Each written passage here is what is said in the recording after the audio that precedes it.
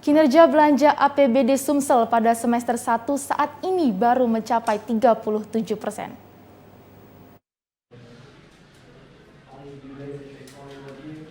Akselerasi belanja daerah tahun 2022 menurun sebesar 2,51% dengan besaran 2.466 pada semester pertama. Hal ini dipengaruhi karena adanya pembayaran gaji ke-13. Sedangkan belanja barang juga ikut menurun sebesar 6,54% dengan besaran 1.990 miliar.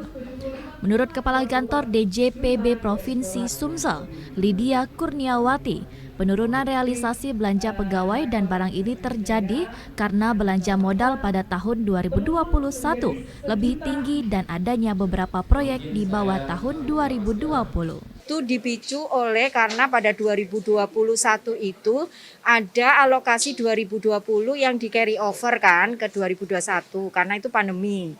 Sehingga ketika di carry over realisasinya lebih cepat dibanding yang normatif. Namun secara prosentase utuh jika yang carry over itu dikeluarkan, sebetulnya kinerja APBN semester 1 2022 Sumatera Selatan ini relatif sama dengan tahun lalu. Berarti secara akselerasi belanjanya seluruh dari satuan kerja pemerintah pusat ini mereka sudah terjadwal dengan ketentuan-ketentuan. Jadi 37% kalau pemerintah pusat, sedangkan untuk pemerintah daerah secara belanja justru realisasinya lebih tinggi daripada pemerintah pusat yang ada di Sumatera Selatan. Untuk belanja barang dan jasa ini terkendala kontrak dan waktu pengadaan barang.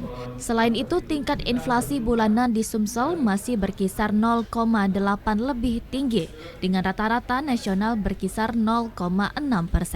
Adi Gunawan, TVRI Sumatera Selatan, melaporkan.